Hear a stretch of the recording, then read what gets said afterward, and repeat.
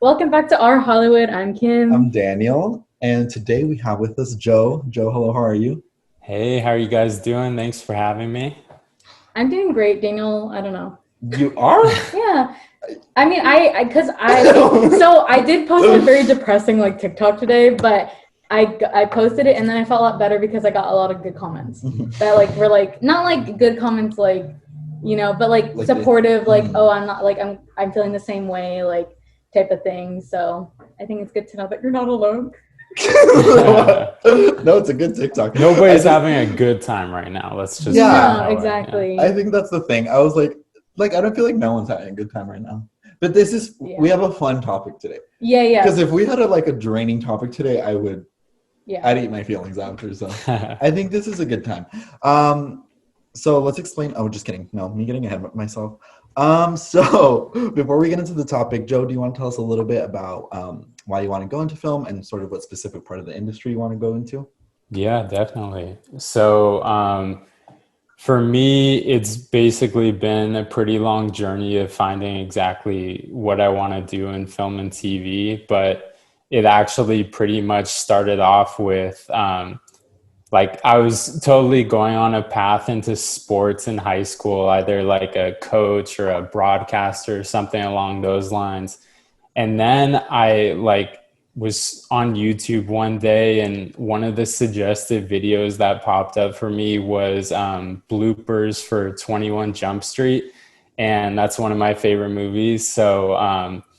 I just saw like all this B-roll footage of like Channing Tatum and Jonah Hill just like laughing their asses off and having like the most fun I've ever seen. And I was like, yes, I feel like I could do, you know, not necessarily what they can do, but I feel like I can be there with them and like having a good time and doing something, behind the scenes basically. I started off at San Francisco State. I wasn't that big of a fan of living in San Francisco, and I was sort of, generally going in the broadcasting direction. So I transferred to CSUN, and they make you pick a more specific major there. So I chose TV production, and I didn't know anything about, how to make a video, how to write a script, how to do anything like that. And basically the whole first semester there was just sort of boring for me.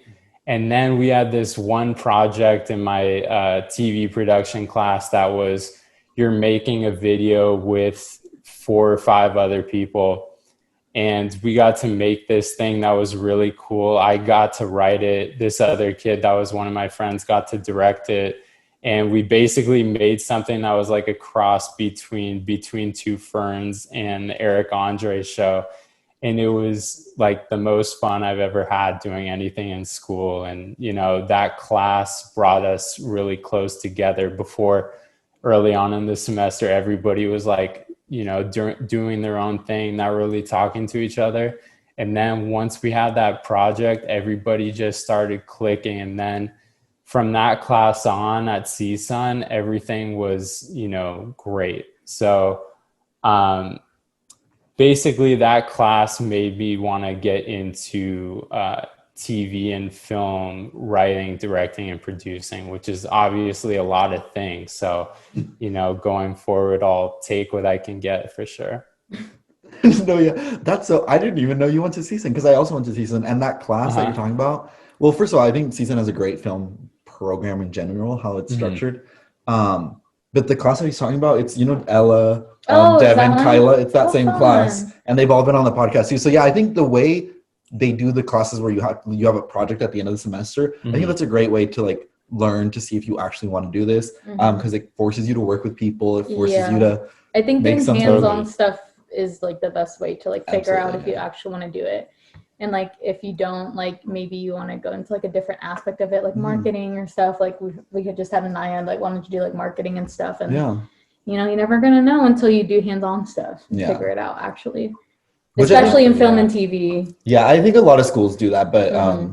I don't know. I just think it's the best part because Yeah, yeah, the but first it's always a semester, slow burn though. yeah, Like in the yeah, beginning, like especially because you're taking your introductory courses and that may not be like hands on. like focus. So it's like okay, like when am I actually gonna learn the thing that I actually want to do? Yeah, like why did I do math? I had like 3 math classes. I'm like I get it, but also like I don't know. Anyway, I just think the GEs are like. It seems pretty daunting at first to like say, you know, you've never done this before. Now you're gonna be the one making it, and then you're like, oh shit, I don't know how to do any of this stuff. Like, how am I gonna do it? And then, you know, everybody's starting together also. So it's basically like you're growing together. Everybody gets their confidence up, and then that's when, like, you know, things really start to happen, and, you know, you get that mentality that you can actually do it too. Yeah, and I think some classes it feels more competitive.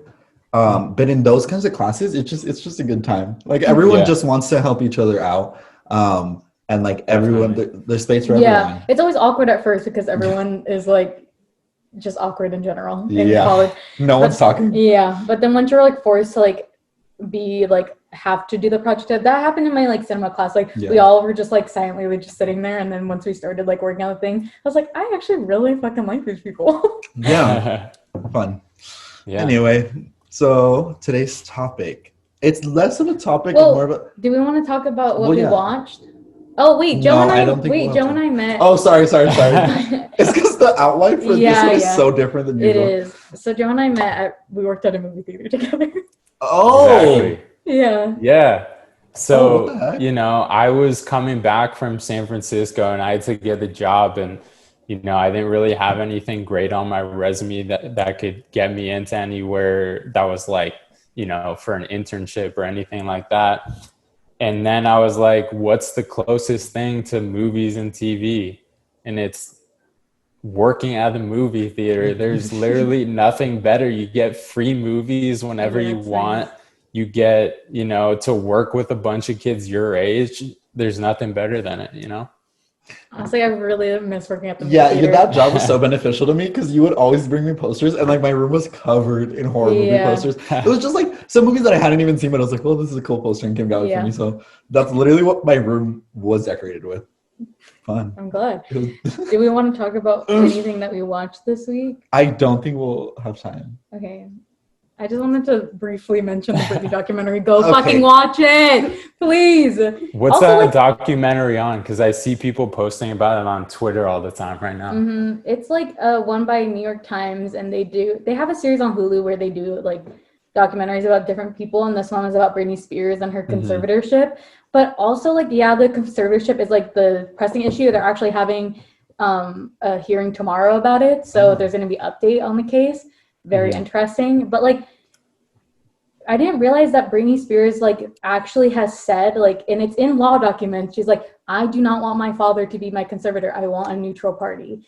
And the fact that she's cognitive enough to like understand that decision just proves that she doesn't need a conservatorship in general. And also like, Jamie Spears, no, we don't trust you. No. But also like the other men that she's had in her life have absolutely manipulated the fuck out of her, and it pissing Justin Timberlake. I used to love you, you bitch. But he started his career mocking her like sexual experiences.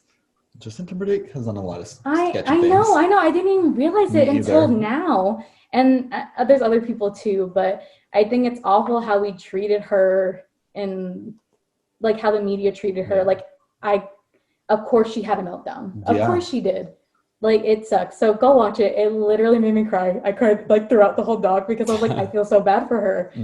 And she deserves better because she actually seemed like when she was starting in her career, she seemed like such a great person, like actually. Because, you know, like you watch celebrity interviews and you're like, but she seemed like actually genuine, and she wanted to like care for the people in her life, like her mom. And she literally, one of the first times when she got famous, she literally went back to her hometown, which is a very small town in Mississippi, I think. And she literally just gave out $100 bills to like, I saw everybody. That. Wait, why did I see this? Did you post it somewhere? No. It might have been on Twitter. I don't know. It was probably on Twitter too. I don't know. I really like that. So that's what my... Free Britney. Free Britney. I hope the hearing goes well tomorrow. What's the hearing? They're just going to talk about the conservatorship and see if he's going to step down. No, she already has one. She's in the conservatorship with her dad right now, but Right. she's fighting to have him not be it and have it be a third party. Oh, okay. Because the rules of conservatorship are really weird. Yeah. Like once you get in one, you can't really get out of one. Ever? Like no one has ever successfully really done that. Which is weird because she's been on world tours and stuff, like in the middle of the conservatorship. So like it really doesn't make sense like why she would be in it, because it's more reserved for old people that have like Alzheimer's and like can't like fully function. But she can memorize choreography, she can do singing, like she can do quick Britney Spears story. I used to live actually pretty close to her, and my friend lived in her gate. And I've seen her like a few times. I remember actually like specifically the first time I ever saw her was on the day Michael Jackson died. Like she was like, I was at this, I know, very like weird coincidence, but her and Jamie were like walking out of this store at the Commons in Calabasas, and I was there. And then like another time I was like driving to my friend's house, and she was like in the car behind, and we like waved her, and she like waved back, and she like her kids played at the same baseball place that I did. So that's cool. Yeah. She lives like where we went, like near like Thousand Oaks and stuff, like Calabasas. Yeah. I think she actually moved closer to Thousand Oaks. I don't know. I've heard of sightings as well. Sightings. Okay. She was supposed to play at my college. What do you mean? She was literally supposed to do a concert at my school because the Rams like started practicing at my school, and then it never happened because of the conservatorship. Oh my god. I just unlocked a deep memory. Your school has the weirdest things going on. I remember one time we were filming and you were like, oh yeah, The Bachelor comes to play football here. I was like, what are you talking about? Yeah. It's in such a weird spot, honestly. It is. Oh my god, I totally forgot about that. I was so sad too when like it didn't happen. I was really looking forward to watching Britney Spears because I love Britney Spears when I was little. I literally had a Britney Spears doll set, like that had her on the stage, and like I love like Britney Spears. Yeah. And then you put her on different spots and sung different songs. It was like cool. I missed that thing. Anyways, okay. Free Britney. Yeah, free Britney. So. Do you want to talk a little bit about Kim did some research on casting, because today's topic is, it's less of a topic and more of a game, kind of. It's like the biggest Hollywood what-ifs. So essentially we each got... So these all stem from casting. Some of mine don't. Oh. Some of mine are like production related, but it still involves like a person, maybe or maybe not being in a project. So basically we each got like different... like rumors, I guess, or like some of them are confirmed, but like casting rumors, and 2 are true and 1 is false, and that's how we're kind of going to structure it. Even though each one of us did it completely different, I still think it's like that basic premise. It'll make more sense once we start doing it. We're just guessing who it is, essentially. It's 2 truths and a lie actors that could have gotten a role edition. That was I don't know why I didn't know to say that. I made it so much more complicated than it had to be. So Kim, do you want to talk a little bit about your... Yeah, so I forgot I have a masterclass subscription. I don't know why I forgot about it until like right now. But I literally was Googling, like trying to like, I know the importance of casting, like just because of like learning through this, but I wanted to kind of talk about it a little bit more on the podcast, because that's kind of like the whole point. We want to make it more accessible, like the film industry more accessible to anybody. And so Masterclass has a bunch of obviously celebrities and influential people talk about the things that they're masters at, hence Masterclass. And I watched pretty much everybody that I knew, their little Masterclass section on casting. And I thought it was interesting. The first thing I noticed was like, they all have themes, pretty much, besides like Martin Scorsese and Jodie Foster. Theirs was just about filmmaking. But like Spike Lee's was about independent filmmaking. David Lynch's was about creativity, which if you know, that man is very creative. And then Judd Apatow's was comedy. And all of their different takes on casting obviously had to do with like the thing. And it just made more sense like to their approach as a filmmaker. Like if like it just, yeah. So basically overall, like, what a casting director does is basically they read the scripts and they try to help like the producers, the director, everybody help create the creative vision that they have in fitting those people for those parts, so those actors for those parts, which is like one of the most important things. Yeah. And you know what? It doesn't even have an Oscars category, which I think is crazy. That is crazy. I think that's insane. There's a few Oscar categories that should be there that aren't, you know? Yeah, and I think it's a very valid one to add, especially because it's such like a big topic when any movie gets like greenlit. It's like, okay, who are they going to cast? Yeah. And it's a whole thing. And once people do get cast in those roles, that's the first thing that builds hype for a movie. Yeah, that's true. And that's what gets people in. And casting directors deserve way more hype than they get because they are basically they actually start putting the shit into motion. So there should be an Oscar category for casting, I think. And so Spike Lee, I think this one's really interesting in concepts of like starting out into film. And I think makes the most sense for people starting in film because it's like independent filmmaking. And basically his like biggest things that I got was like relying on your casting director to bring in people that you don't know of, because he was saying like, if a casting director comes in, he's like, all right, let's cast Denzel. It's like, okay, like I want to get somebody like that I don't know, somebody to give somebody a chance. And that's why I really like Spike Lee as a filmmaker. His whole thing was like giving chances to people. Like he gave, oh my God, what's her name? Rosie Perez.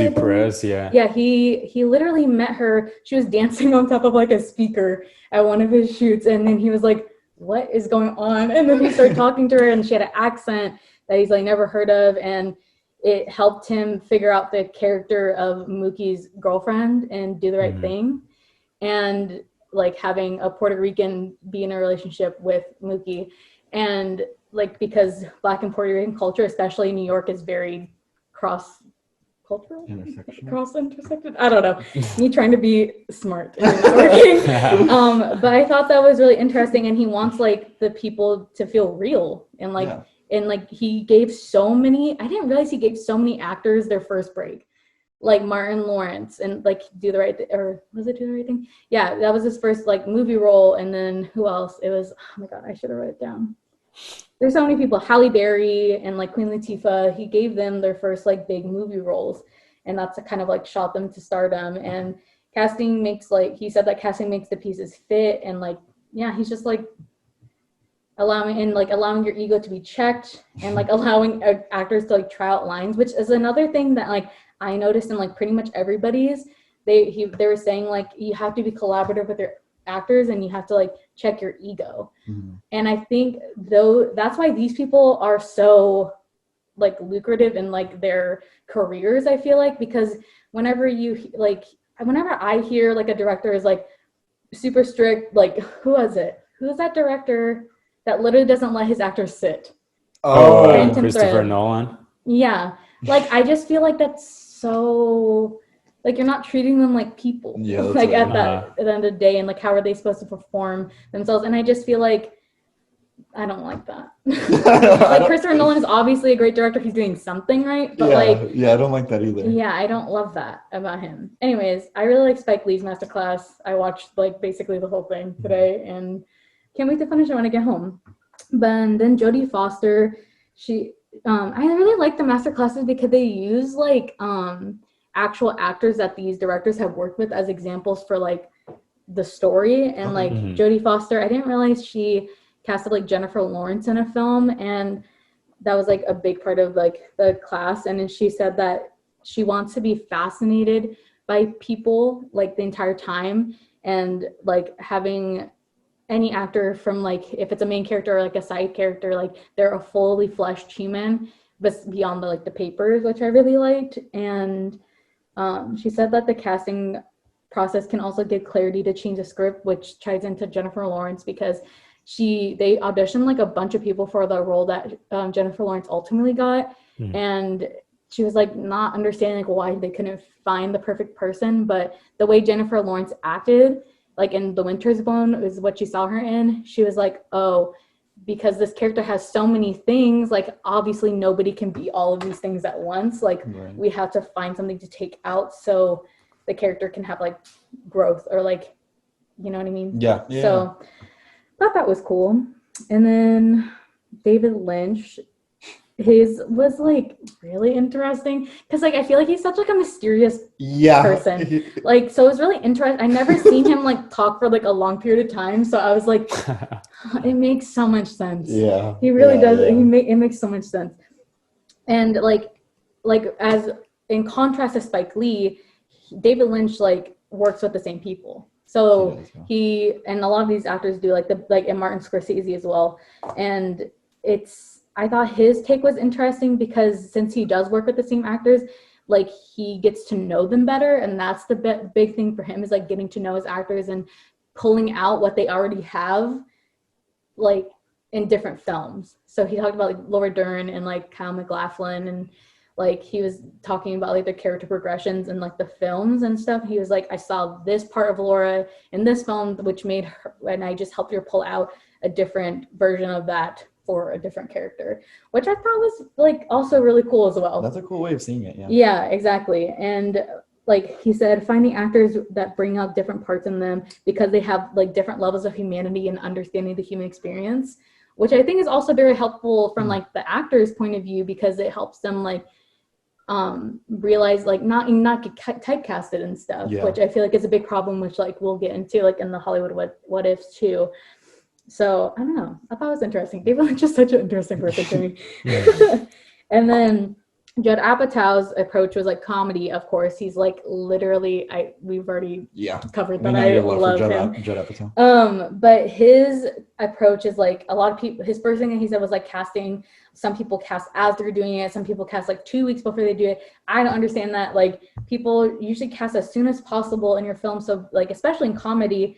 Because a lot of times it's like friends or like, you know, they have to like know each other to like improv each other and bounce off each other. He's like, I want to cast as soon as possible so we can do table reads, we can do like rehearsals, and like the actors can literally get to know each other. Mm-hmm. And I feel like sometimes that is overlooked because the audiences can tell when like shit is not working out. Like, well, yeah, like I mean, especially in like a Judd Apatow movie, you think of it, all the storylines are super simple, you know, and the actors are the ones that push everything forward, you know. Let's say like take Seth Rogen and Paul Rudd and Knocked Up, for example. That scene where they're just like on shrooms in Las Vegas, you know, like so much of that on the page is just, you know, they trip balls when they're at the show, and in the room they're just looking at all the stripes on the chairs. And like you put two regular actors in that scene and, you know, it's going to look a lot different and it's probably not going to be even close to as funny. But you put two people like that together that, you know each other and are great at riffing with one another, it's, you know, it's magic. Exactly. And the biggest thing that he said that like stuck with me was he said like, do I want to see that person off the screen? Like, you know how like especially in comedy movies you see like the side character and you're like, oh shit, like that guy is so funny, I wish like the whole movie just switched to him. That's what like Judd Apatow was saying. And he was like, every single character on your screen should be like that.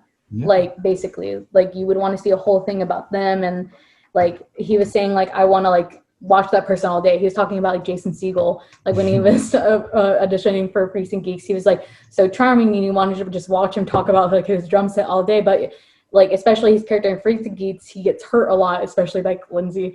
And he was like, but you also enjoy watching them get hurt, which is like a weird thing to think about, but it makes sense in comedy.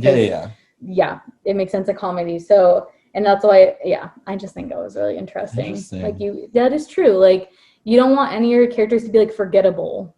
Like, you know what I mean? Which a lot of times they are. And I think a lot of times it comes to the casting choices as well. And also the writing. But I mean, like if you cast someone who looks more unique and like and really fits into that role, and then people like want to see them on screen more. A lot of times like that happens with TV shows where like someone gets cast for something that was like a maybe 3-episode thing and they end up staying for the entire like 6 season run of the show. Exactly. So I think yeah. And the last one is Martin Scorsese, which is like total flip from Judd Apatow.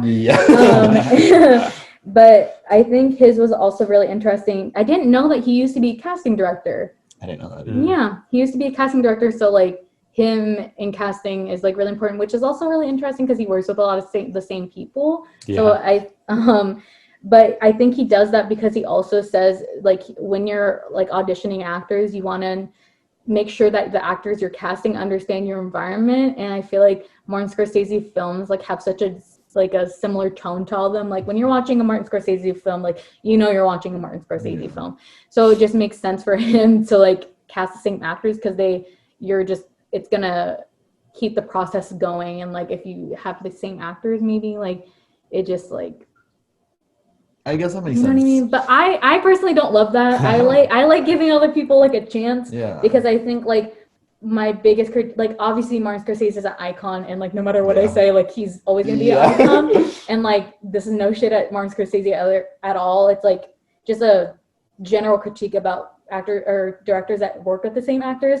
I think they get stale after a while. Yeah, absolutely. Mhm. Because you're only writing, like, you get stuck in like writing similar characters and like similar stories at the core of it. Yeah. And you're not collaborating with new people. And I feel like collaborating with new people is like so important, especially as a creative, to like get more inspiration. Yeah. You know what I mean? So Mhm. I think maybe a little mix of like the new people, and because again, you do need to like make the film marketable. Sometimes they do great without anyone that's like well known at all, but I think also like a little mix, like one famous person and then a bunch of newcomers. yeah, because then which is my favorite way to do it. Yeah, me too. I think it's a great Yeah. way because then you're bringing the fans of that one person and you're introducing them to a whole new cast of people. Yeah, but then like he was also saying like to seek out non-actors. So like, you know, a lot of his movies and like have a lot of like people around. So he cast people from like those places, like, you know, Italian mobsters. Like he actually had Italian mobsters on his set and stuff, and it helps like bring that main actor into like the setting, which I think is interesting. That's so cool. Yeah, I thought That's that was what cool they too. did with Uncut Gems, the jeweler that worked with Adam Sandler in the store. He's like a real jeweler, and like I saw him earlier in quarantine in this YouTube video where he's talking about like all these rappers' chains and like how much they cost based off of like their customizations, and like, you know, Kevin Garnett in that movie. And then, you know, I just want to give a quick shout out to Martin Scorsese because I saw The Departed last week for the first time, and it was crazy good. I don't know if you guys have seen it. Obviously. Yeah. His movies are still great, but like, you know, I think it's a really interesting. they're not like directed at me. What? Martin Scorsese films. Okay. They're not really. They're more pandered towards men. Yeah, they are. So like obviously, but they're still good. So. Me thinking about it. I think there's something good to take from all these people, and I really recommend especially if you're like me and you're out of school but you still want to learn about stuff, like honestly, Masterclass is really good. Yeah. Not sponsored, but I wish. Oh my god, that'd be so fun. I love that. I was gonna say one more thing. I forgot. Or you could do YouTube as well. It's free. There's a lot of stuff on YouTube that filmmakers say, especially like even the Vanity Fair ones when like directors break down their scene. I love that those videos. Alone is literally fantastic. I've seen the La La Land opening sequence one, and then the Knives Out one. I've seen those like 100 times. The Greta Gerwig one, I love that one. Just cast more POCs. You know what I mean? You know, we're working on it. Okay, so. Okay, so how do we want to do we want to do like one round each? Yeah. Like let's do it. Going in a circle. Okay. Kim, you go first because I like how here's the structure. Wait, should we count? Like, should we do points? Yes, let's do points. Okay. Sure. Wait, can you rip out a piece of? No, let me have a piece of paper. I can just have a piece of paper. I literally have. I have a piece of paper right here, actually. Okay. Here, let's see. Okay. Me making it competitive for no reason. No, literally. Okay. I just think it's interesting. I'm gonna do a woman first. Let's do that. So explain how yours is. Mine's basically a movie or / like a character, and then I have 3 people that it could possibly be. So 2 that's almost cast? No. Just one was cast, or it's just one person. Mine is just one person. I misunderstood the assignment. Wait. So what are we guessing exactly? So I'm going to say the person, and then I'm going to read out the things, and you have to choose which person you think was going to play that role. I thought you were making us guess who actually got cast. I was I know Chris had this down to America. Okay. Yeah, I misunderstood. No, Anyways, okay. Wait. Sorry, one more time. So we're guessing. So we're it's guessing basically what multiple exactly? choice. It's basically multiple choice. It's just one answer. It's like who Uh, was rumored to be, and then 2 are wrong and 1 is Oh, right. okay. Gotcha. Yeah. So I'm gonna do American Beauty. So Angela Hayes was Kevin Spacey's love interest. Weird. So the options are Kirsten Dunst, Julia Stiles, or Maggie Gyllenhaal. Wait, what year did this come out? I think 1999. Okay. I think I know. No, wait. What are we? 1, 2. Why are you I'm gonna counting? do countdown. 1, 2, 3. No, but I think he should go first, and then I'll go. Okay, fine. Okay, who's your guess? Kirsten Dunst. Me too. Okay. It's because I think who was the last one? Maggie Gyllenhaal. Oh wait, I was thinking of the wrong person. No, I think it's Maggie Gyllenhaal. Okay, it's Kirsten Dunst. Okay, I could see her in that role. And well, I mean, she was just like right around that time. She was in Spider-Man. So she turned 15 at this time. Oh, never mind. She was like 15 or 16. Yeah, she talked about this actually. So this is a quote from Miss Kirsten Dunst. Okay, tell us she what said. She said that she was up for the role and the reason why she turned it down is because she was like 15, 16 at the time. Ew. And well, she was like 18 in Spider-Man, so like 3 years later, close enough. And she didn't want to kiss Kevin Spacey, period, queen. So and she was really uncomfortable with being nude and she's 15. Yeah. Yeah, obviously. No, obviously. But I don't know why she was up for the role. Why was she up for the role? I don't know. But the girl who actually played her was like 2019. So like she was of age to do that. So I thought it was weird in general that like Kirsten Dunst was like put up for that role. The way that they even especially it how that so aged, especially with because they have that girl's like naked in the movie. You know, that Yeah. would have been a lot different of a movie if it was a 15-year-old. Yeah, it would not have aged well. I mean, it didn't age well at all in general, but it definitely wouldn't have aged well if Kirsten Dunst was Angela Hayes. So yeah, that's my god. I started off with a banger. You did. Okay. Okay, I'll go next. Okay, so again, we all understood the assignment differently. So I think me and you did the same thing. Yeah, you guys did. I think Kim did something. Because you have like themes to yours, right? Well, I have like a bunch of these ones, and then like after we go through these, I have some that I could rattle off real quick. Yeah. Okay.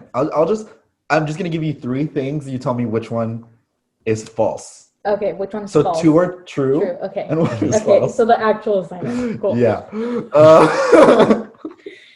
Okay, so the first one is, I feel like Kim's gonna know this, like all of these. Okay, so the first one is Miles Teller and Emma Watson were almost cast as Mia and Sebastian in La La Land. Henry Cavill, who is like Superman, almost played Cedric Diggory and Edward Cullen, 2 roles that were played by Robert Pattinson. And Ryan Gosling almost played the Joker in the 2019 film. I know this. What's the middle one? I'm pretty sure I know it. The middle one is Henry Cavill, who plays like Superman, almost played both Cedric Diggory and Edward Cullen, 2 roles that were then given to Robert Pattinson. I feel like the last one is false. Okay. Same. Yeah. Oh my god, wasn't that obvious? No, it wasn't. Well, it's because Ryan Gosling was up for a different Joker role. But then I was like, really? I just could not see Ryan Gosling playing the Joker, either. so that's why I didn't guess which Joker he was up to play? Heath Ledger's? No, he was up to play the Suicide Squad one. Yeah, that's what I would guess. Hate that. Yeah. I hate that. And then he was about to do it, and then he just didn't want to do it because he didn't want to sign up for multiple movies. Which I mean, he didn't really end up doing multiple movies with that Joker, but yeah, that's so interesting. Yeah. Well, he would have played it a totally different way. Absolutely. Jared Leto played it as Jared Leto would play it. Yeah. Just leave it at that. Miles Teller and Emma Watson. No offense to either of these actors, but I'm glad they did not. Yeah, same. I think Ryan Gosling and Emma Stone were literally perfect. Yeah, absolutely. And then the last one, I just thought it was so weird that Henry Cavill lost 2 roles to Robert Pattinson. Because also, if Robert Pattinson hadn't been cast in either of these... I wouldn't put those people together. No. I wouldn't be like, these 2 people are up for the same roles. Because, like, Henry Cavill, I feel like, is very clean cut. Different. And then, like, Robert Pattinson is a little, like, grungy, little crazy, little spooky. A little quirky. Yeah. Okay. I love Robert Pattinson more than... I don't think Henry Cavill is attractive. Like, objectively, of course, he's attractive, but, like, not my type. Okay. Yeah. Just wanted to. No one's gonna argue with you. Yeah. But I just thought it was funny because like if Henry Cavill had done these roles, like Robert Pattinson would not. I mean, I'm sure he would have found another way, but these are the roles that made him famous. Yeah. Mm-hmm. Well, okay. Well, Joe. that didn't happen. Okay. Alrighty. So, Mark Wahlberg and Anne Hathaway for Silver Linings Playbook instead of Bradley Cooper and Jennifer Lawrence. Al Pacino as Han Solo instead of Harrison Ford, and Amanda Bynes as Juno instead of Elliot Page. Okay, I think the Al Pacino one is true. It is. I know for a fact that's true. The first Who one was the first one? Anne Hathaway and Mark Wahlberg in Silver Linings Playbook? Yeah, instead of Bradley Cooper and Jennifer Lawrence. Okay, I think that one's. I'm gonna say the Amanda Bynes one. What year did Juno come out? 2007, I think. Oh. I'm gonna say the Amanda Bynes one. Yeah, me too. Because 2007. I'm like trying to piece her her life together. Yeah. Me too. I think that one's fake. Yeah, the Amanda Bynes. You both are correct. So, I was trying to think of a really. I thought of a few good fake ones, but speaking of the real ones, Al Pacino as Han Solo.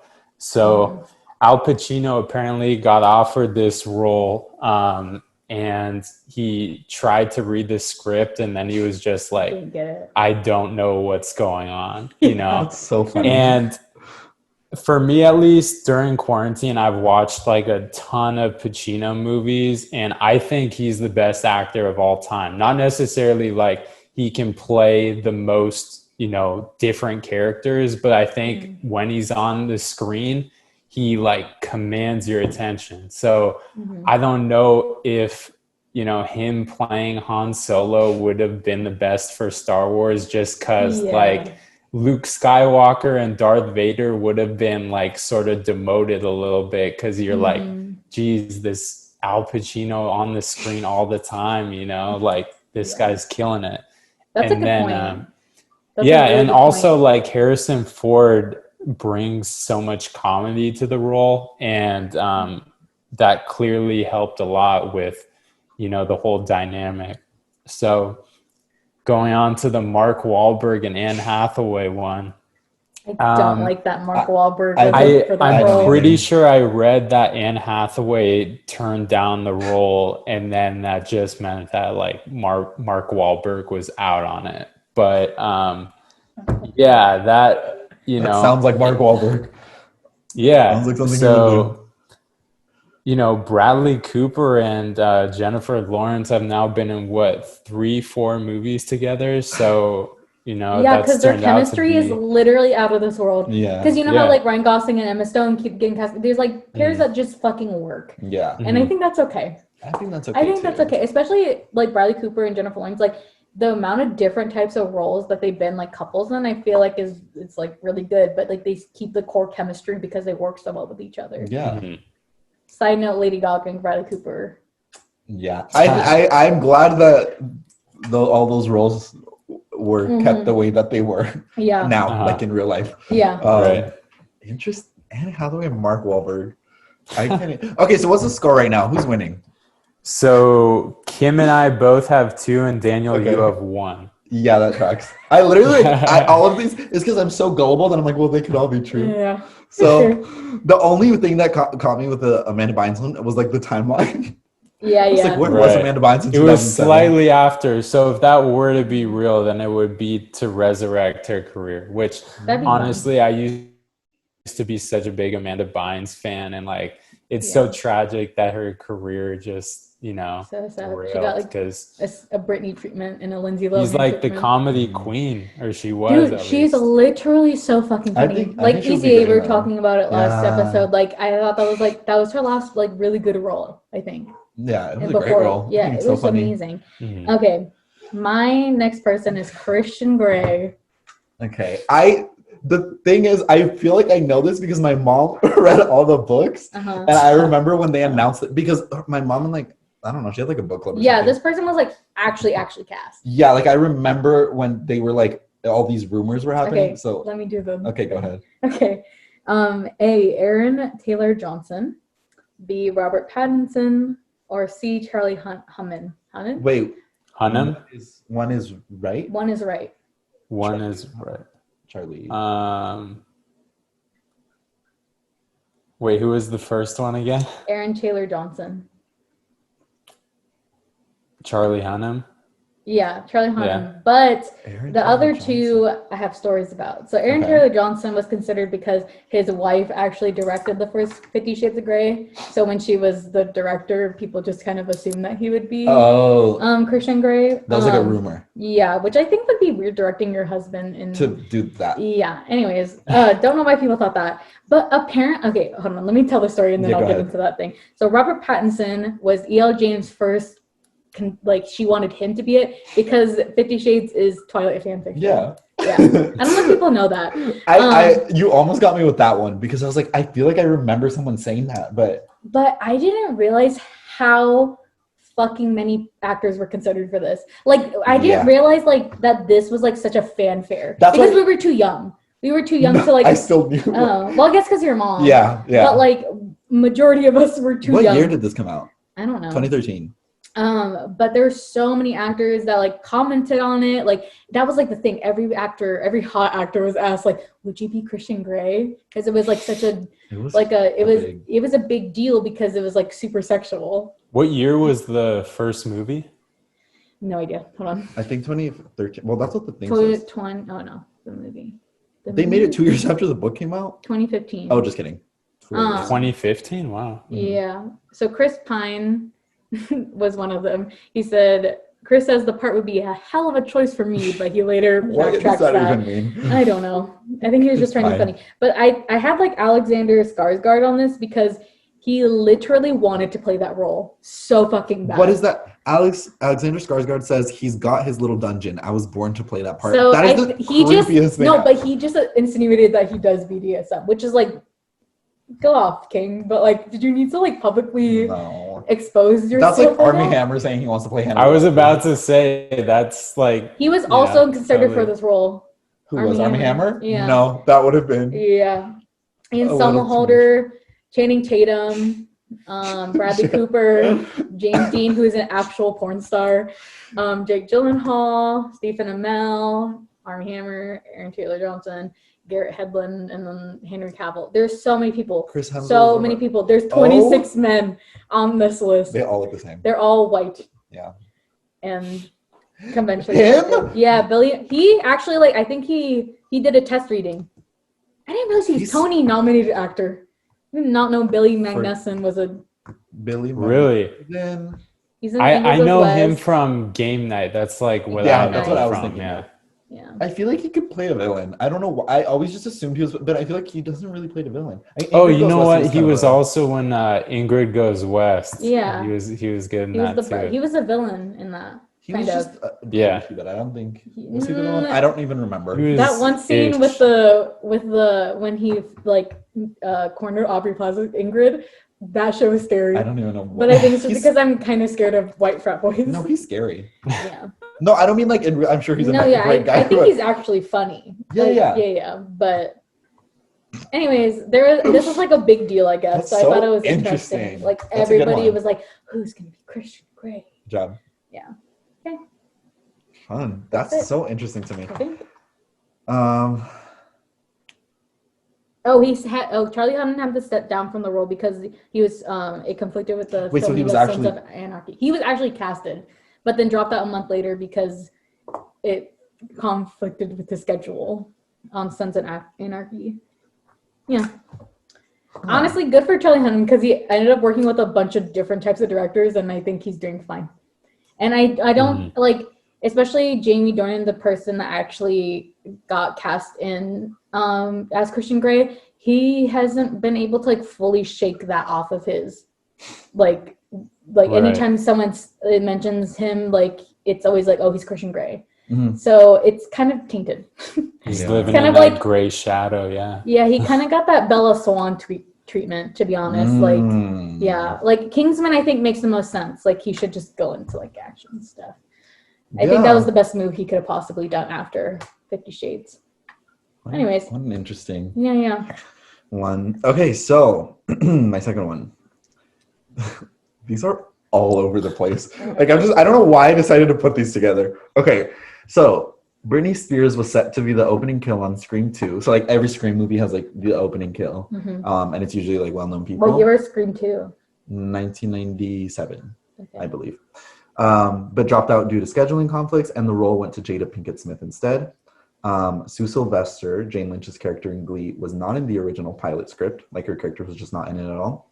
And Meryl Streep was almost cast as Ellen Ripley in Alien, who was played by Sigourney Well, Weaver. all of this could happen, I feel like. Okay. I feel like the most true one is the Meryl Streep one, honestly. Yeah. There's two that are true. Yeah. Right. I just feel like that's like 100% happened. Okay. I feel like maybe not Britney Spears. Okay. I don't think the Britney Spears one was a thing.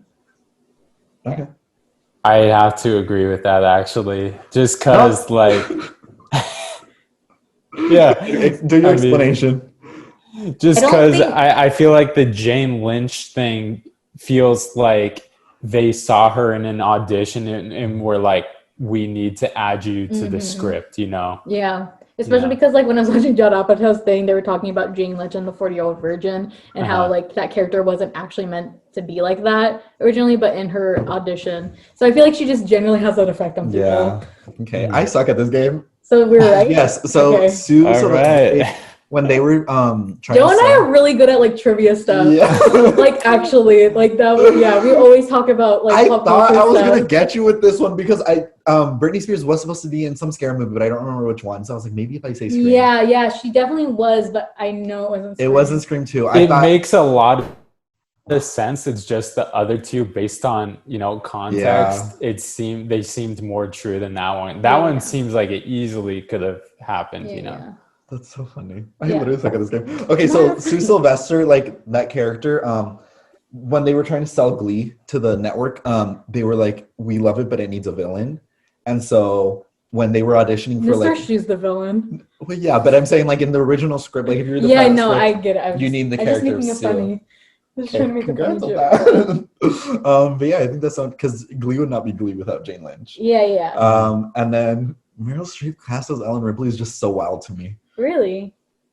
I think now it makes sense. Like, the role she got after, because, like, didn't Alien come out, like, when we were, like, babies or something? Yeah, but I just can't picture Meryl Streep in that role. She was in more, like, dramatic roles before, I'm pretty sure. So I feel like, I don't think Meryl Streep has ever done a horror movie, though. I would love to see Meryl Streep in a horror movie. I don't think so.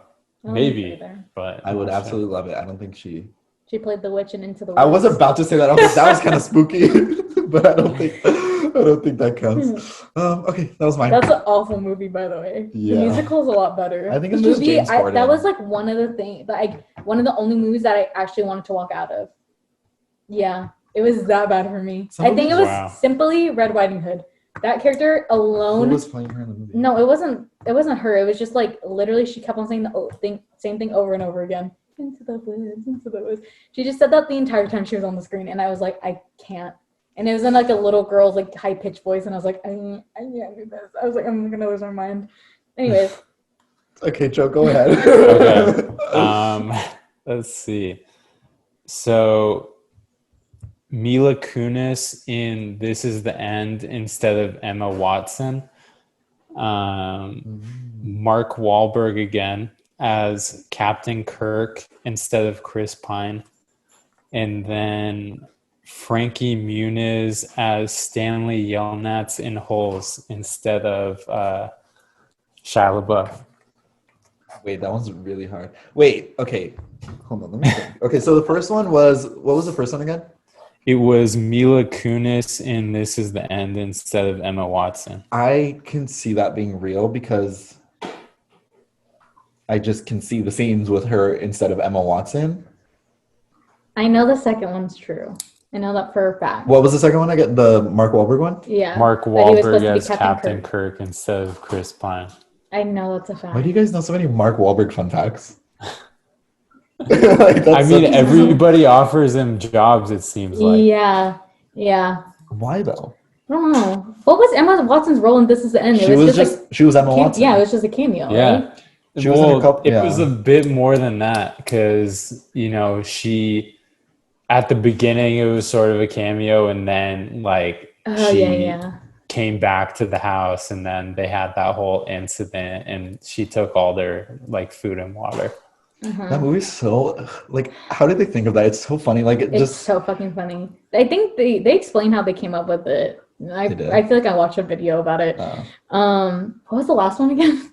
It was Frankie Muniz as Stanley Yelnats instead of Shia LaBeouf. That sounds like it genuinely could happen. I'm gonna go. I'm gonna go with the first one. I think the last one is fake because I don't think the time. Well, he was on Nick instead of. Yeah, I think the Holes one is. It's Holes. It's Holes. So, what's your final answer? Holes.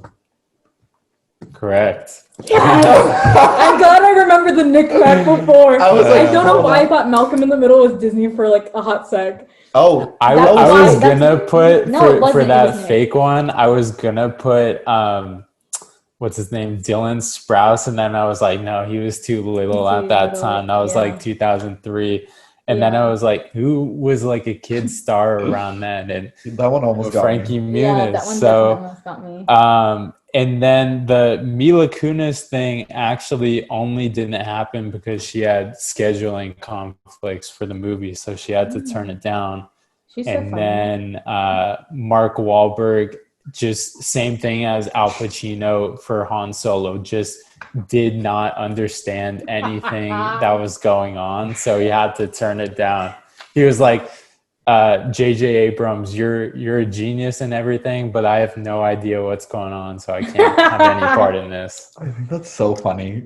That is that's a very Mark Wahlberg, especially for a role that's already been established. It's not like Kirk is not very complex. It's not like the Pacino thing where they're starting a new sci-fi series in the 70s. Yeah. Like Star Wars was new. That was new characters, new worlds, but Star Trek has been a show for so long. Yeah. Mark. Oh, God. Let me refer to my notes. Okay, what's the score right now?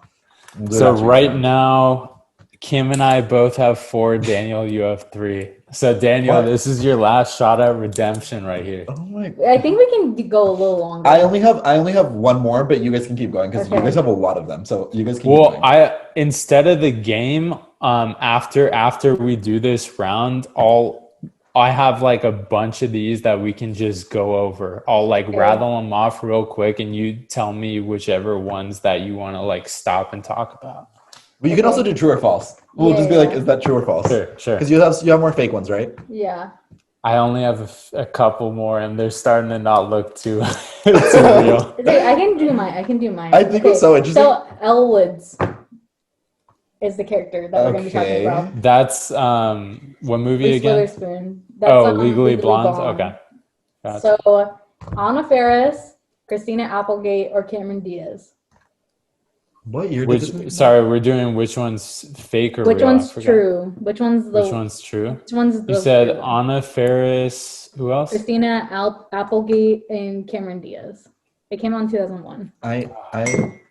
I don't think it was Anna Faris, just because I feel like that role is not a really Anna Faris thing. I don't know. I would say either Anna Faris or the last one. I forgot. Cameron Who was the last one again?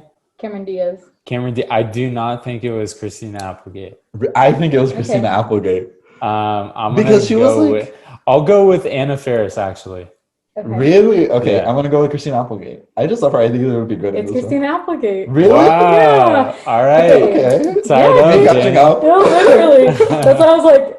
So Christina Applegate ended up passing on this role. She was like going to be Elle pretty much, because she just came off Married with Children, and she was afraid of being typecast because which is okay. So like she in Married with Children, she was like a dumb blonde type of character, like comedic relief, and she thought like she would get typecast because Elwood's kind of similar, but then she realized like it's deeper than that, and she kind of like was upset about it first, but now she's like, It's okay. Because she has Dead to Me now. Yeah, she's fine now. doing fine. I was gonna say, like, everything I've seen her in, she's like an intelligent person. I've never seen her play an idiot in anything. That's why I went with that one, because like her roles after We Were Children are completely different. So she got what she wanted. She didn't want to be typecast, and she wasn't. I think the reason that I knew was because the other day I was watching Don't Tell Mom the Babysitter's Dead, and it was like around that the like almost similar time periods when that one was coming out, and so I was like, I feel like it would have been the obvious choice, to go with Christina Applegate. Okay. Because Anna Faris, I don't know.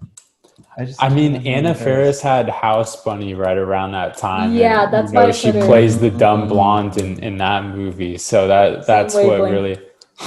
I've never seen that movie, so that's if I'd seen it, you probably would have got me. But it's so good. Okay. It's actually really funny. It's her, hilarious. Emma Stone, Rumor Willis is in it.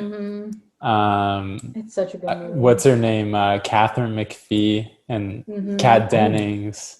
That's such a good cast. You should watch it. I have it on DVD. I'll let you borrow it. Thank you. I love that movie. Oh God, this one I don't even know if any of mine are good anymore. Whatever. This is my last one. I'm just gonna go for it. Okay, so these are all like all over the place. It's fine. Taylor Swift was almost in the MCU in the new Eternals movie that's coming out. Emily Blunt. Oh, these are all. Oh, just kidding. Emily Blunt was set to play Black Widow in Iron Man 2. And Tupac was set to play Mace Windu in the Star Wars prequels. I feel like the first one's fake. I also think Taylor Swift. I also think the first one's fake because I'm pretty sure I heard I definitely know about the Emily Blunt thing, and then the Tupac thing. I think I heard a rumor about that before online. Okay, yeah, it was. Well, Taylor Swift is rumored to be in the they considered her for a different role. But it wasn't in Eternals. Yeah. Dang it! I'm me being too horrible at this. Okay, but I thought the Tupac one was so interesting. I know, how fun. He was a good actor. The only reason they didn't cast him was he was. Yeah. He was a really good actor. Yeah. And a good person. I love him. Can you imagine Tupac in Star Wars? That would have been amazing. That. Yeah. That would have been fucking fantastic. Yeah. I mean, I'm glad we got Samuel L. Jackson in Star Wars. Yeah, but I think Tupac would have been so cool. Yeah. Anyways, okay, go ahead, Joe. Okay, this is probably my best fake one that I have for this one, just because I thought it was like a spot on and it should have happened. So this will probably be the hardest one. Okay. Mindy Kaling in Bridesmaids instead of Maya Rudolph. Charlize Theron as Captain Marvel instead of Brie Larson. And Tom Cruise in Once Upon a Time in Hollywood instead of Brad Pitt. Oh my God. I feel like the last one's fake. Wait. Okay. I'm just going to go with my gut. I'm not going to think about it too hard. Wait, I don't want I think I'm choosing last one because I don't want Tom Cruise to work with Quentin Tarantino. Like, those two roles, I don't like that. I'm not going to tell you what my second guess is because I feel like that might also be the right one. But I feel like I heard this Charlize Theron as Captain Marvel thing. Wait, what was the first one again? Mindy Kaling. So Mindy Kaling in Bridesmaids instead of Maya Rudolph. Charlize Theron as Captain Marvel and Tom Cruise in Once Upon a Time instead of Brad Pitt. This is a hard one. I don't think that Once Upon a Time in Hollywood one is true either because I think the last one. Tom Cruise and Leonardo DiCaprio interacting makes me nauseous. In a whole movie They're together. Just too similar, I think. Okay. Visually. Okay. What's the answer? Yeah. What's the answer? So the answer is actually Charlize Theron was not considered for Captain Marvel. She said she's been waiting on a call from Marvel. I thought that would have been an amazing casting for it. And so it turns out that Tom Cruise one, he was like, he had discussions with Tarantino about it and it just didn't end up happening. But Mindy Kaling was considered, and then, apparently they just went with Maya Rudolph for Bridesmaids. I can see, the Mindy Kaling one makes a lot of sense. Yeah, I would love that as well. I think that one sounds pretty fake, just based off the fact that Maya Rudolph and Kristen Wiig were like, height of their SNL career. Yeah, Exactly, that one almost got me because I was like, I don't think Mindy Kaling was famous yet. She was a writer. Yeah, but like the rest of the cast was an like actress yet. Well, I think she probably had, but she was mostly a writer. Anyways, so that's like the actual game. Who won? Oh, that's good. No, we can keep I know, going. but I can't answer my Kim, own. you and I tied with 5. Daniel had 4. Okay, so this one can be between you two because I have a lot more. Okay. Wait, so we're starting from scratch? Yeah. The score? I just wanted to make it known that I won. I tied with Joe. I just want that to be known so we can move on to this. Okay. Okay, Captain America. I feel like Joe definitely knows this. So there's only one that's true. Okay. Jensen Ackles, Channing Tatum, or John Krasinski. Oh. I did a really good job choosing let's just say for the record, I'm glad it was Chris Evans. Oh, these were the 3 options. Oh, for sure. Yes. Wait, can you go again? Ian Somerhalder? No, I literally didn't say Ian Somerhalder. Wait, what did you say? I said Jensen Ackles, Channing Tatum, or John Krasinski. They're the same thing. They're the CW. I know who this is, so Daniel, I'm just gonna let you go. Really? First. You already know? Yeah, because this person has talked about it in like multiple interviews. Oh my god. Wait, say it one more time. Jensen Ackles, Channing Tatum, John Krasinski. Okay, Channing Tatum. Wrong. It's John Krasinski. It is John Krasinski. But I thought everyone wanted him to be in Fantastic Four. They do, but that's only. I mean, that came way later, you know. Yeah. So John actually got to the point where he got to put on the suit, but then he this is his story. I don't know if this is actually true, but he tells the story like every time he gets asked about it. He saw Chris Hemsworth walk by, and he was like, "No, never mind." Chris Evans. Chris Hemsworth. Chris Hemsworth walked by as Thor, dressed in costume, and he was like, "I don't belong here." Yeah. But him and Emily Blunt are rumored to be playing Reed Richards and Storm. To me, I think it's too spot on. I think it's too on the nose. I think everybody's saying too predictable. You know, yeah, exactly. I would be happy if they went a different direction with it, honestly. And I thought it was funny because Emily Blunt was up for Black Widow too, so they missed their MCU debut. Dipping their toes in the MCU world. But yeah, I think you're right. Like I like that they're like power duo couple, like girl bosses as couples, like great. But I feel like they're gonna do it though, because I remember like everyone. I think they will. Yeah. I'm not because they're so well liked. Yeah. As well. Yeah, I don't hate them. I love both of them, but I think it's too predictable and. I think I'm always rooting for the underdog. They can go a little crazy with the torch and the other one. I'm forgetting what that one's called. The Thing? Wait, what's the other one called? The Thing, yeah. Oh, okay. I didn't know what it was called. I thought that was mean. I was like, honestly, I'm not even looking forward to Fantastic. I'm a huge Marvel fan, and I really couldn't care less about Fantastic Four. Yeah. Maybe it's just because the other 2 versions were so bad. Yeah. Like maybe that's why I forgot about the Miles Teller version. I forgot about that until right now because you said versions and I was like, there was more than the early 2000s ones. Oh my god. Anyways, okay. The character design for that one? No. Okay, let's move on. Yeah. So Uncut Gems, Howard. Okay. I feel like Joe's also gonna know this one. I'm literally so the options are Jon Favreau, Jonah Hill, or Ben Stiller. Wait, which Howard is the main character? Yeah. That's 2 Adam Sandlers. Okay. I think I know. Okay. Wait, go. Jon Favreau, Jonah Hill, Ben Stiller. I chose all Jewish actors, so you cannot decipher based off of that. I literally looked up Jewish white actors. Literally so many. There's so many, but I had to pick ones that were like too. I had to pick ones that were like around the same age, which was a little bit harder. I have not a single clue in my brain. Just go. Okay. 1, 2, 3. Wait, which one's true?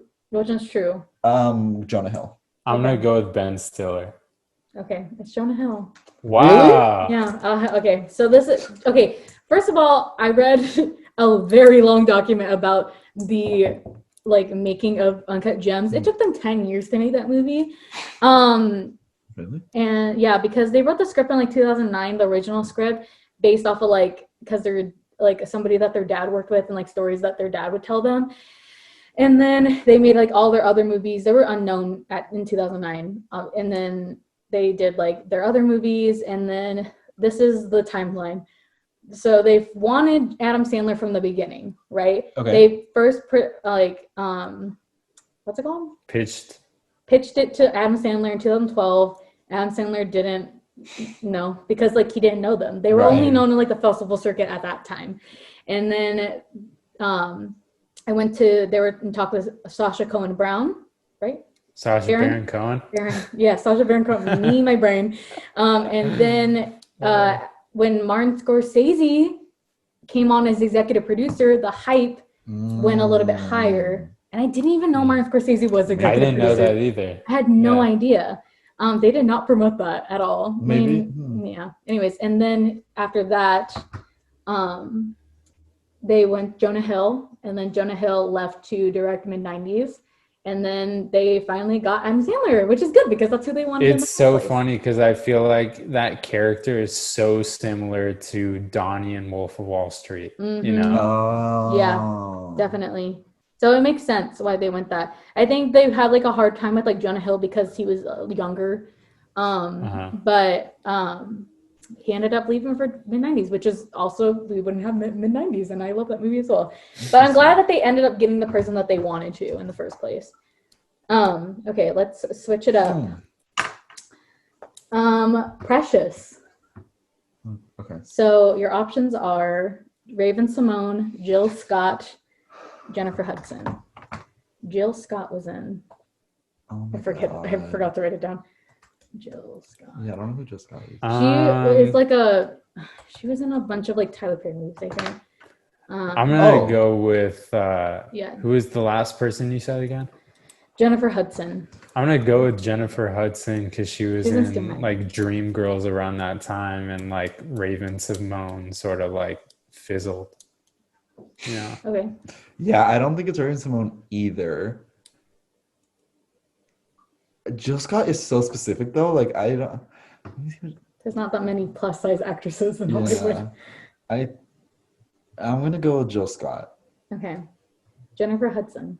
Really? Yeah. So the reason why she turned that role down is because she didn't want to be typecast, and like she didn't want to be in a role that had to do about her weight. Okay. But then she backtracked that and said something else. What did she say? She said, wanted to try a role that had nothing to do with her weight. She later backtracked that comment and told the Huffington Post, I just felt the character was doing things, at least in my script that I got, that were places I did not want to go to and not where I needed to go. But it gave Gabrielle Sidibe an Oscar nominee, and she's a household name now. She's so cute. I love her. I still haven't seen Precious. It's on my watch list, but I still haven't checked it. It's good. It's intense, but it's really good. It's really good. She just got engaged. Yeah. Fun. Good for her. Congrats. I don't know any of these fun facts, but I do know that she just got engaged. Okay. Forrest Gump. Iconic role. Okay. Billy Bob Thornton, John Travolta, or Michael Keaton. Okay, I saw these when I was looking for mine. Yeah, this one's like a pretty well known. You said Billy Bob Thornton, Michael Keaton, and who? John Travolta. Damn, this is your best one yet. Thank you. This one, like any of these guys, I feel like could have done it. I love Michael Keaton so much. That being said, I think Billy Bob Thornton is too on the nose. He wouldn't have to do too much acting in that. Let's see. I think my brain is making up fake articles now. Because, like, okay. I'll go with Michael Keaton just because, like, he's such a great actor. Okay. I'm going to go with John Travolta. Wow, John Travolta. Yeah. Okay, yeah, because I saw it. So I wouldn't have known that unless I saw it. Yeah, so the way I didn't write anything down for that one. I think it was just he ended up going with Pulp Fiction instead. But I think he was rumored to be a little upset about it because Forrest Gump like swept the Oscars that year. But I think Tom Hanks perfect in that role. He got Pulp Fiction though. They're both good. But I think he just wanted the Oscar. And also like Tom Hanks fucking household name after that. John Yeah. Travolta kind of fizzled out. So Does John Travolta have? Yeah, he did. He had hairspray. yeah, he got hairspray. Honestly, beats out entire Tom Hanks discography. John Travolta was in Hairspray? Yeah. He played the mom. I was picturing him in Grease, and then I was like, what's going on? Okay, This doesn't make He sense. played Christopher Walken's wife. Mm-hmm. I do remember that. Okay, I have like Oh, God. 2-3 more. Okay. Okay. Showgirls. Fine. No Me Malone, which is what Elizabeth Wait, Burke ended up which playing. Showgirls? The one that Elizabeth Burke ended up playing. It's like that movie that's like a cult classic. Okay. Showgirls, the one about strippers in Vegas. Wait, who ended up playing it, did you say? Elizabeth Burke, the girl from Saved by the Bell. Wait, I thought they Okay. were like Okay. the line. I think I saw this one online, so maybe that'll give me the upper hand on this. Okay, Drew Barrymore, Kate Hudson, Isla Fisher. Oh my God. Don't think too hard about it. Drew Barrymore. Okay. I just have no clue. 100% not Isla Fisher. Yeah, no. Um, What was the middle one? Kate Hudson. I'm gonna go with Kate Hudson. It's Drew Barrymore. Good I job. could not imagine her in that role. A lot of people turned down this role. It was also turned down by Angelina Jolie, Charlize Theron, Denise Richards, Charlize, and that's Pam, the one I saw online. and I Pam thought you were Anderson. gonna throw her in there. I was going to, but I was like, I feel like that's too obvious? crazy. Oh. But Drew Barrymore specifically declined the role because of the nudity, and she thought that the film was sexist. Which, yeah. Oh. Now it's like kind of more viewed as like a satire, but in the beginning it was like, yeah, this is a little crazy. Also, I didn't know this, but it's like the only movie that got a wide release that was rated NC-17. Mm. Oh. Which is the higher. I feel like we're talking about that on another episode, like what's higher than rated R, NC-17. I thought Evil is. Dead was the only one that got NC-17. No, that's what I just read on the internet, so it could be false. Everything is up in the air. Okay, Aaliyah. So there was like a TV movie about Aaliyah, right? Okay. And Alexander Shipp ended up playing Aaliyah. This is like more recent, right? Yeah. This is like 2012, I think, 2014. I don't know. Oh, that's not that recent. Kind of. And then, so the people are Samantha Logan, who's an All-American right now, and she was in 13 Reasons Why. Amanda Steinberg, I think is her last name, and Zendaya. It's not Zendaya, I think. I don't know who the first girl is, so I'm gonna go with Amanda Stenberg. I feel like the first one is too random for you to throw in, so because I've never heard of that actress, so I think I'm gonna go with that one. It's Zendaya. Zendaya? Zendaya was supposed to play it. Wow.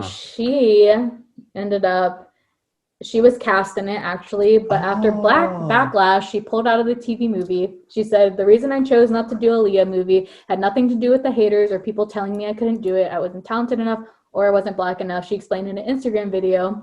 The main reasons were the production value wasn't there. True.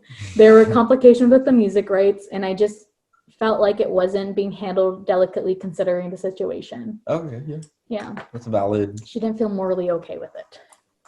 So, period. As she should not. As she should. Yeah.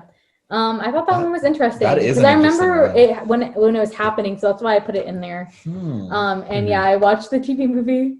Did not handle that situation very well. No, they didn't. No, considering. How old was Zendaya when this movie came? Like, I think she was like 18 or something, really? or like 17. I don't know. Okay, I just have one more. Okay. Django Unchained. Okay. Idris Elba, Will Smith, or Cuba Gooding. Wait, what character? Django. Oh. Idris Elba, Will Smith, or Cuba Gooding Jr. Here, you can go first, Daniel. I know this. No, I literally don't know. Wait, Idris Elba. Will Smith, or Cuba Gooding Jr. Idris Elba. Okay. It's Will Smith. Really? Yeah. He turned down the Okay. role Yeah. because I think he didn't think it was a big enough role. I think that's what I read. Because I guess Will Smith is very particular about the role, and he Yeah. doesn't play a lot of like side characters unless they're like. He said that it was more of Christoph Waltz's movie. He was like Django's like the sidekick, even though I think Django's clearly the main character in it. You know. Yeah, exactly. Interesting. Yeah. He did like After Earth though, so I mean, I don't think he was trying that hard. Yeah, I did. And also, Will Smith was supposed to be Keanu Reeves' character. He was supposed to be Neo in Matrix. Fun fact. Yeah. Yeah. That's all I got. I'm trying to picture it in my head. Okay, what was this? Oh, wait, there's one more. I also had this one I just thought was so interesting because, I don't know. How did you remember you had this? Because I wrote at the bottom. Oh. So Matthew McConaughey in 2010 was offered to do $14.5 million for a rom-com. Because at this point he had only been in rom-coms, right? But he ended up declining the role because he wanted to move on from rom-coms and go into more dramatic roles, which he ended up doing. He ended up doing Bernie, Killer Joe, Magic Mike, Dallas Buyers Club, and Wolf of Wall Street. And I thought that I just want to put that in there because I was like, yeah, Matthew McConaughey has like a great lineup of movies.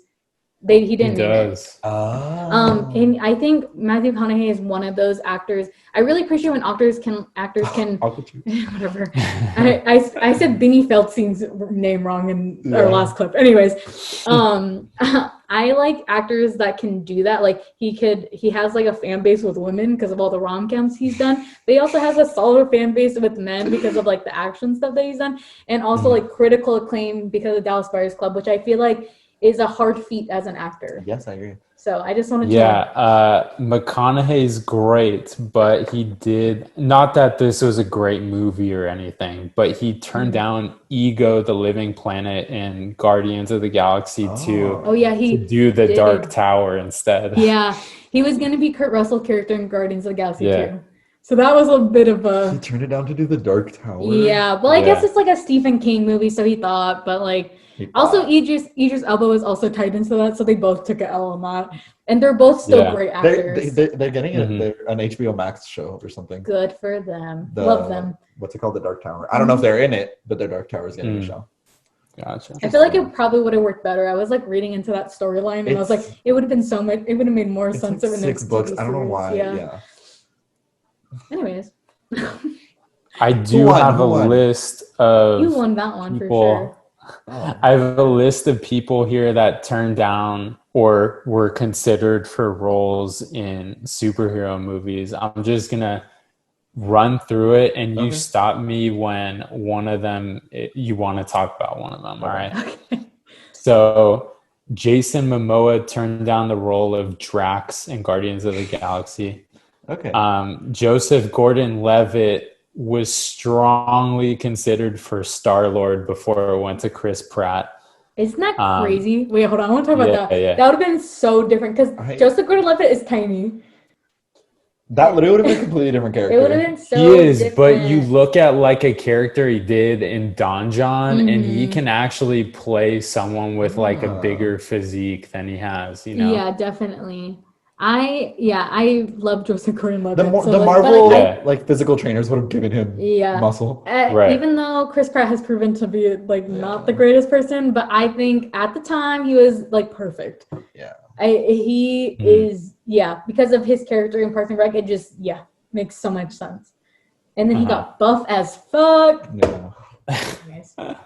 And then you guys already mentioned Emily Blunt as Black Widow. John Hamm turned down the role as Green Lantern, which eventually went to Ryan Reynolds. He lucked out on that one because, you know, if that actually had turned out to be a good movie, it could have been a big franchise for them. Yeah. Joaquin Phoenix turned down Doctor Strange. Tom Cruise, Sam Rockwell, and Timothy Olyphant were all in the mix for Iron Man. Matt Damon. I'm so glad that they did Robert Downey Jr. But I want to do an episode about comeback stories because Robert Downey Jr. has one of the best comeback stories ever. I love that. And also, like, they casted him because, like, they were taking a risk on him for sure because it was like, his first big role. And he got paid, like, not a lot for the first movie, but I literally sent you a TikTok, I think. Yeah, it worked great for him. Yeah, he made shit tons of money, and he reclaimed his image, which I want to talk about that in a whole episode eventually. I think it's so interesting that Timothy, what's his last name? Timothy Oliphant. Oh, yeah. Okay, I love him. Yeah, that role in The Mandalorian that everybody loved that episode, and they were like, give us a spin-off show with him. He was also in the show with Drew Barrymore, the vampire. The zombie one. Santa Clarita Diet. He's so funny. I want him to be in the MCU as something. Yeah, he's a really good actor. Yeah. For sure. Overlooked. He is. For sure. I feel like not many people know. Like, when you see his face, you're like, oh. You're like, oh, that one. Yeah. His name isn't as recognizable, but yeah, I love him. Right. That one's very interesting to me. Because, I mentioned Sam Rockwell, who eventually, like, they really liked, Jon Favreau really liked him. So he was, one of the bad guys in Iron Man 2, which was maybe the worst Marvel movie there was. So, we don't talk about her very often. We have Matt Damon as Daredevil instead of Ben Affleck, but, like, no one really saw or cared about that movie. But, like, the thing is, like, Matt Damon that was the best decision he could have made. Yeah. Because Matt Damon went on to do a lot of great stuff, and then Ben Affleck's career after that was not great. I think it was a little after that Ben Affleck's career sort of started to go downhill. Just because, like, I don't even remember he had The Town, he had some other pretty big movies that were like mid 2000s, Yeah. But they weren't, like, as good as Matt Damon's, which I also think is, like, crazy because they're, like, BFFs. Right. Okay. That's a TV show. We have Rachel McAdams as Pepper Potts. This one's crazy. Okay. This one's crazy, though. Mel Gibson as Odin, Thor's dad. Oh. No. Politely. I'm okay with that. I'm okay with the casting decision. The way that my brother was watching Thor the other day, and for some reason I forgot who the actor was that played him, and my mom was like, "That's me forgetting the name. What's his name? Anthony Hopkins. Anthony Hopkins. Me forgetting Anthony Hopkins' name. My mom was like, "That's Anthony Hopkins." I was like, "There's no way Anthony Hopkins did a Marvel movie." I just didn't believe it, and then she was like, "It's literally Anthony Hopkins." I was like, "Oh my god." I'm honestly more in shock about the Rachel McAdams as Pepper Potts. I want Rachel McAdams in the MCU. I like Gwyneth.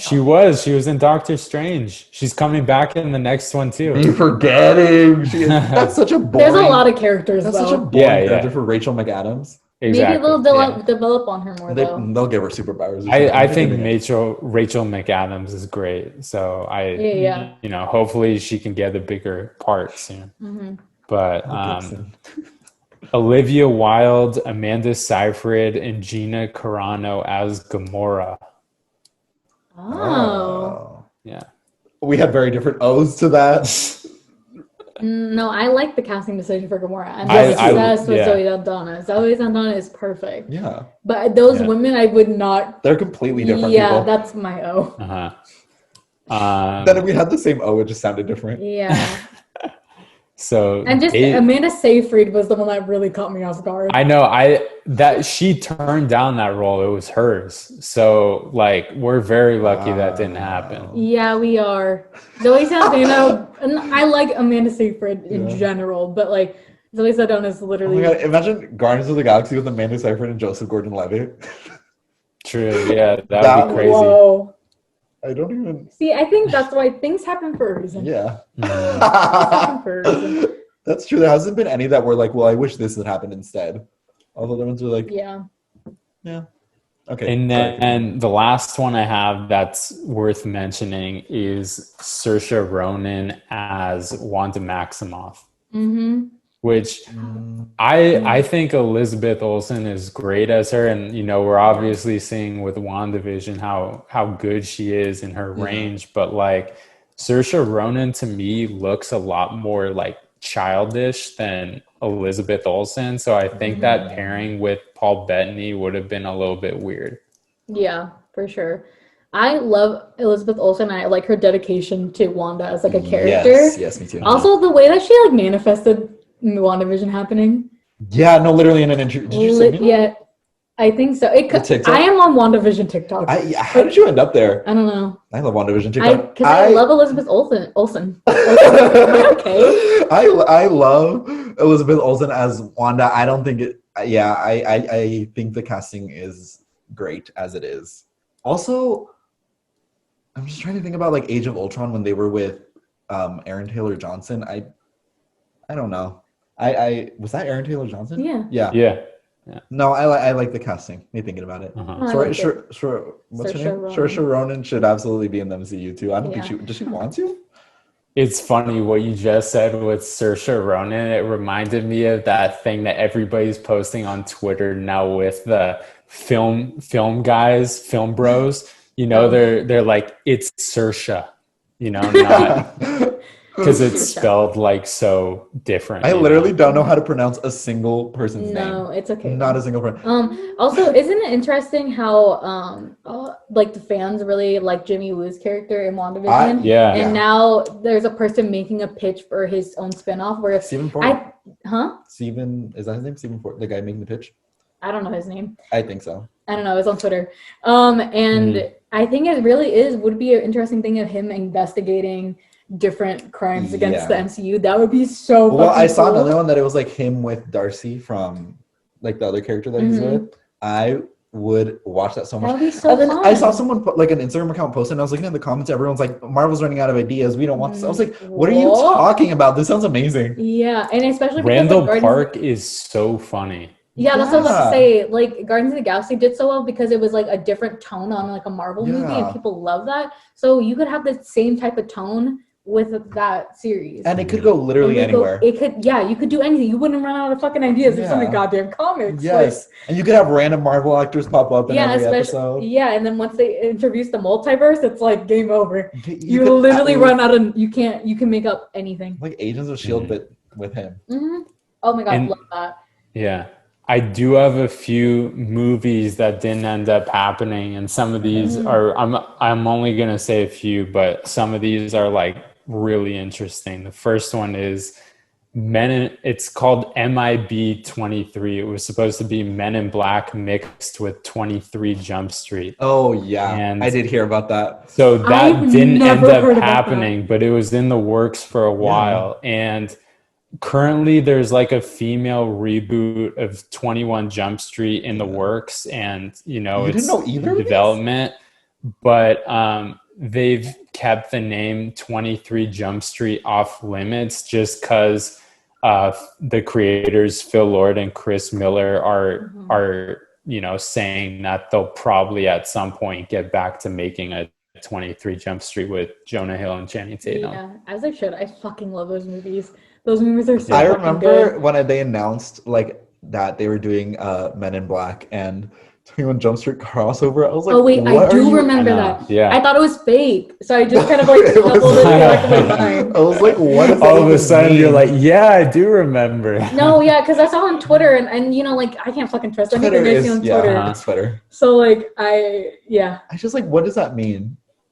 Like what? I don't. I'm glad it's not happening. I would have wanted to see it. No, I'm okay. Like, why not? I'm okay. I mean, I don't think Men in Black is very good, and like they've proved that to us the last two movies with, I think really I might have gone to see it with you, Kim. No, the new ones. Wait, but it's just. The new Men in Black is awful. The original ones with Will Smith and me forgetting the white guy's name. Yeah. What's his name? So sorry. I'm not a huge he has three names. 3 names. Look it up. He does. He has 3 names. Who is that man? I literally don't. I can't. Tommy Lee Jones. Tommy Lee Jones. Yeah, I like those. Well, I think I only like them because of nostalgia. Because I remember like that was like kind of some of the first movies that I've seen. I haven't watched them in a really long time, but I think they're just funny. Like I just like the comedy, like and their like buddy cop movies were so popular at that time. Yeah. And very few of them are good, you know. Mm-hmm. But I think Men in Black was like really interesting, especially for like kind of delving in like to that world. Okay. Yeah. So like the first 2 of those movies I think were really good. And I then don't remember the third one. yeah, so this one is really crazy because it was days from actually happening. So it was called Justice League Mortal, and it was going to be directed by George Miller, who did Mad Max Fury Road, and he did Babe the Talking Pig and Happy Feet, you know, quite the range. But he was supposed to direct this live action Justice League movie that had Jay Baruchel, Common, Adam Brody, Zoe Kazan, Teresa Palmer, and everybody's favorite cannibal, Armie Hammer, as Batman. So the film was scrapped in 2008, a few days before production was supposed to start, because the budget ballooned to $300 million and the studio became also concerned over having 2 Batmans at one time, because that was at the same time as Christian Bale. Uh-huh. Wow. Oh my god, we should have done movies on Almost Heaven instead. I know all of these. Like, me not knowing any of the casting decisions. You did okay. Also, it's not like that. But they were guesses. The way you're making it competitive for no reason. It's a game. It's a game. Yeah, I remember the whole Justice League Mortal thing. I don't know. It's just. I just think I didn't care about DC, so that's why I don't. I know. I just found out about that like a few months ago, so it's pretty crazy. Like, you know. Yeah. Like, I don't think it would have changed the world if it your existed. favorite thing that never happened was Dark Universe. Yeah. Oh, so pissed about it. Well, so fucking pissed about honestly, it. I'm kind of okay with it because what they're doing now with the universe. Okay, well, let me explain what's going on. So the Dark Universe is like what Universal Studios wanted to do with the classic monsters, right? And they wanted it started with they were just gonna count Dracula Untold just because it was already out, and then they were gonna include the Mummy, and then Tom Cruise kind of like completely derailed the story and like added his own things and like wanted to do whatever he wanted to do, and then that movie just flopped, and then they were just like, no, we're done here. They had already casted a bunch of the, like, Johnny Depp was supposed to be the Invisible Man. Like, how long ago was this? Very recent. I think like 2016, 2017. Yeah. Because I heard something like this year or last year that there was something like, not necessarily that title, but something with the Universal monsters like in development. Yeah, if you watch The Mummy, like right as it starts, there's the Dark Universe. I don't know if it's still there like in the DVD release, but the Dark Universe like logo pops up because it was like going to be a thing. But it didn't happen, and they were just like, okay, do whatever you want with the classic monsters, and I think it's going great. Like the oh my god, the Invisible Man. Yeah, that movie would have never happened, and I love that movie. That's true. They're doing like a sci-fi Western Dracula or something. They just greenlit. Oh yeah, isn't Chloe Zhao's on that, right? Or is that a different like Dracula? Okay. They're making a bunch of Draculas. I don't know. They're literally just doing whatever they want with the thing, which I think is great. Like I think they're still going to do the Angelina Jolie Bride of Frankenstein, but it's just not going to be connected to anything. That's okay. Right? Like I'm at least they're still doing it. Yeah. I think I was really interested to see Johnny Depp in the Invisible Man, which I think is why I'm so fucking pissed that Tom Cruise ruined it. And I don't know. I just think for Universal to have like all the classic monsters, because that's what their like history is rooted in, essentially. I thought it was going to be really interesting to see all that like come back and like have like maybe a resurgence. But then Tom Cruise.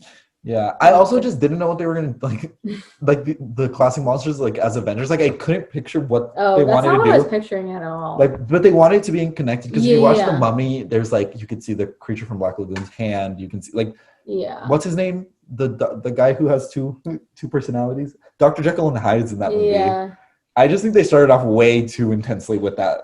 Yeah, they tried way too hard. They pulled a DC where they were like Justice League and like none of the superheroes were out yet. Like Iron Man was like that. They didn't know how well that was gonna go, and then they like tried it with like a lower type of budget, and it fucking went crazy. And then I think sometimes studios get way too ahead of themselves. Absolutely, especially now that there's like these cinematic universes are a thing. You just want to start off the bat and like you need to slow down because like the reason it works Let's pump the brakes. the reason it works so well with Marvel was because like you see all these characters separately, and then you're like they're all together now, and that's what you they plan years in advance. Yeah, which they should have all done. Yeah, exactly. But it's just a cash grab at the end of the day. Yeah. So. I'm not too upset about the Dark Universe. I was at first because I thought we weren't gonna get any.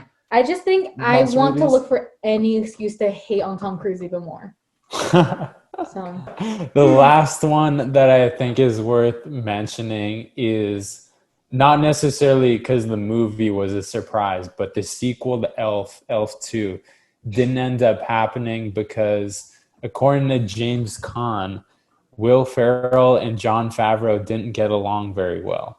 What? Which is very shocking considering both of them seem so easygoing and, you know, fun to work with. Oh, that's and I love both of them. They both made some of my favorite stuff.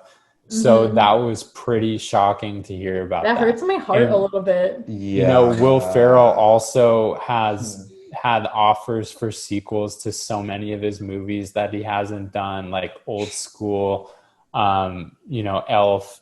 But the one film that he's always asked about that he won't completely shut the door on is Step Brothers 2. And I think eventually we'll get it. It probably won't be as good as the original, but like, you know, why not give it a shot? That would be really good. Interesting. That one. Yeah, I love both of them very much. I wish I didn't know that. Yeah. Could live my life without that. Yeah, I'm gonna pretend I didn't hear that. Yeah. That stresses me out. Whenever I hear like people don't get along, I'm like, okay, but why? Because it's not that simple. Like when you get along with someone, it's like it's either like it's a lot of the times it's like each of you thinks the other person is wrong, but like about what? Like what were they not getting along? And you hear like all the time about people having a great time working with Will Ferrell, having a great time working with Jon Favreau. So, you know, maybe it was just creative differences, but you know, who knows? Yeah. Because Jon Favreau, both of them, I feel like Jon Favreau and Will Ferrell are very, like, they have, like, their mind. Like, they know what the fuck they're doing. Right. Obviously. So, like, maybe they, creative differences is all I can think about. Yeah, I think. Especially because they're both so good at what they do, so people take them seriously. Yeah. And the fact that they're both, like, two powerful people, like, and they're both very funny. Yeah. That's upsetting. I wish we ended it on a high note. Yeah. Like, oh my God. Okay, well. That was What-Ifs. Honestly, I did not know like half of those things. I had a great time. Yeah, me too. That was fun. Yeah, thanks for having me, guys. Different pace. It was awesome. Yeah. Do you want to plug any of your social media or any other works that people can check out? Yeah. So my Instagram is at jberke, Berke 4. My YouTube is just Joe Berke. Letterboxd at Joe Berke. I love Letterboxd now. It's where I track everything. I always watch it. I always read Joe's little reviews. I'm trying to watch like as many new movies as not new movies like according to release date, but just like movies that I haven't seen. And I think like Letterboxd is an awesome way to just like track all your stuff and see what other people are, you know, watching as well. Other than that, LinkedIn, Joe Berke. If you want to collaborate on anything from, you know, short videos to scripts or anything, you guys as well, feel free to hit me up. You know, I'm always looking for new people to write with. And, you know, by the time we're done with quarantine, which could still be like, you know, potentially a year away, but who knows? Yeah. You know, I'm going to be making stuff all the time on weekends and trying to just get as much stuff out there as possible. So if you guys or anyone wants to collaborate, just hit me up. Yeah, of course. And then all of this information to everyone who's listening will be on our social media, at our Hollywood with a period in between the two words. And you can check out all of Joe's social media platforms there. Leave us a review on Apple Podcasts. Yes. Yeah. That's pretty much That's pretty much it. Yeah. Thank you everybody for listening. Stay safe. I'm trying to think of something to say, but I don't know. we finished the voting. There's nothing really going on right now, I feel like. Just literally just stay safe. Yeah. Because Wear a mask. Double mask up. Double mask up. That's our Also, note. it's warm. Like, I don't understand why nobody wants to wear a mask. It's so warm. Yeah, I like it. And It's now, when we're gonna stop wearing masks, I'm gonna be really I'm confused. still gonna wear. I'm gonna be like, I'm gonna wear a I'm- mask for probably a year post. Like, we're not allowed to because or even just when it's cold, like just wear a mask. It's so warm. Yeah, it's true. Uh-huh. Anyways, Anyways, double mask up. See you next week. Bye.